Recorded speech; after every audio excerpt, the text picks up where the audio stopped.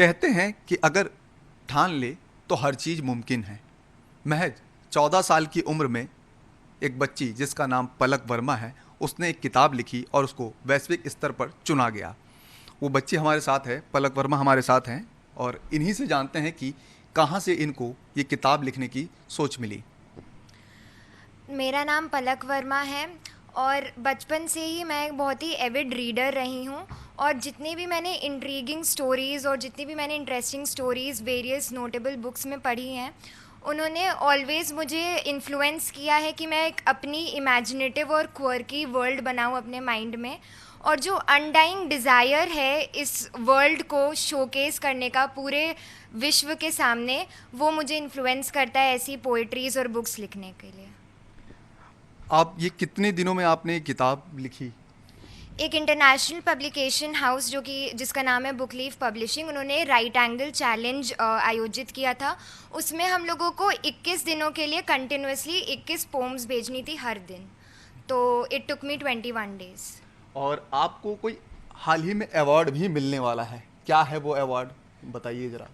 इस बुक के लिए मेरी ये बुक नॉमिनेट हुई है 21st century Emily Dickinson award के लिए, जो कि अभी फॉरेन से आएगा, तो कुछ दिनों में मुझे रिसीव हो जाएगा।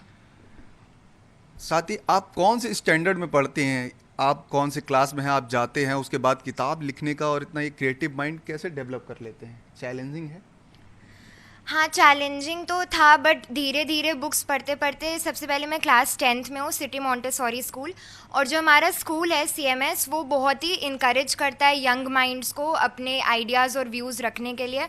और वो बहुत ही गोल्डन अपॉर्चुनिटीज़ देता है हम लोगों को लिखने के लिए। तो वो हम लोगों को वेरियस ऐसे कॉम्पिटिशन्स या पोइट्री कॉम्पिटिशन्स में भेजता है, तो उसमें फिर लिखते लिखते आदत हो जाती है और फिर एक पैशन और इंटरेस्ट हो जाता है। तो पहले आइडियाज़ रिकलेक्ट करना चैलेंजिंग होता है, बट जब एक बार उसका क्रक्स आ जाता है तो फिर आते रहते हैं आइडियाज़। मैं चाहूँगा कि आप दर्शकों को ये किताब दिखाएं फ्रंट से, और इसमें जो सबसे अच्छी लाइन, जो सबसे अच्छी आपकी पोएट हो, वो ज़रा पढ़ के भी बताएं।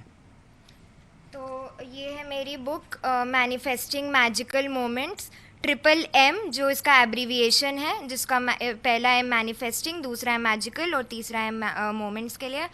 और अपनी मैं इस किताब से ब्लिसफुल नेचर, जो एक मैंने पोइट्री लिखी है, उसके बारे में वो मैं पढ़ना चाहूँगी। As evening builds a dusky home in the firmament. इसका मतलब है कि जैसे जैसे शाम छा रही थी, the scarlet sun's tawny rays cast long shadows on the sweltered land. जो सूर्य की किरणें थी वो ज़मीन पर गिर रही थी, और वो कर रही थी कि जो जलते हुए ज़मीन को वो राहत दे रही थी। The scattered beam caused the sky to be avidly orange hued. The zestful breeze carried the precious burden of suspended particles in sand.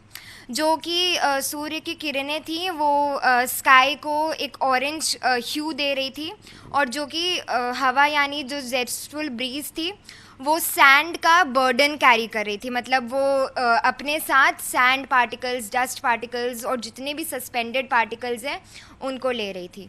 It's genial touch caused my flushed cheeks to blush, the fragrant flowers having shown delicately beautiful structures. और जितने भी flowers थे उन्होंने बहुत ही एक सुंदर रूप दिखाया, और enticed the tiny butterflies to twirl around them. और उन फ्लावर्स का ये प्राकृतिक रूप देखकर जितने भी बटरफ्लाइज या जितनी भी तितलियाँ थी वो उनके अराउंड ट्विर्ल कर रही थी।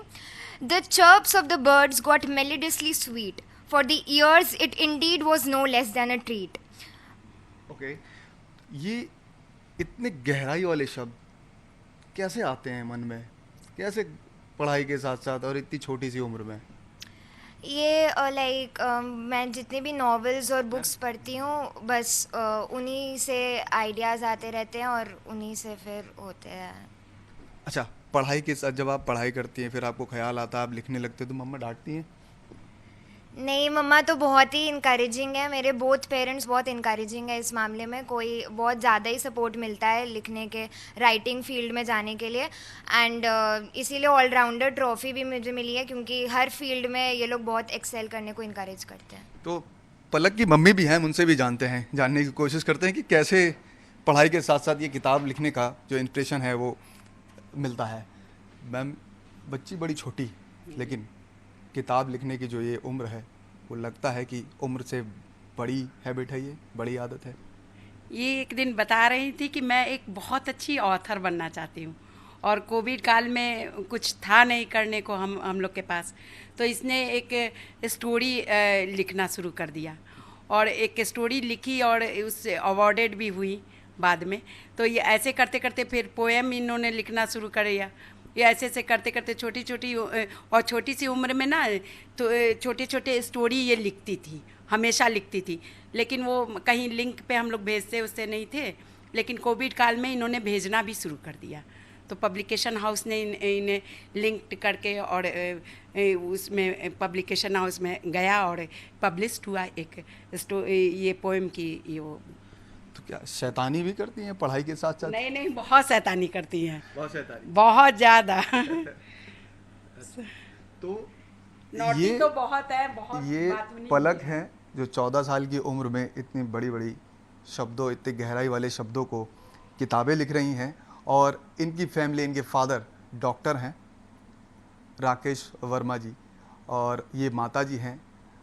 पलक का ही हमने आपका इंट्रोडक्ट करा ही दिया कि वो किताब लिख रही हैं, और हाल ही में इन्होंने जो ये किताब है वैश्विक स्तर पर चुनी गई है, और इनको एक अवार्ड भी मिलने वाला है, और इनको एक अवार्ड भी मिलने वाला है।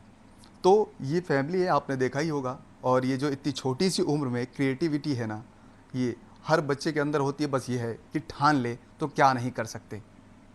कैमरा पर्सन धर्मेंद्र साहू के साथ मनोज पांडे, लखनऊ न्यूज़ 24।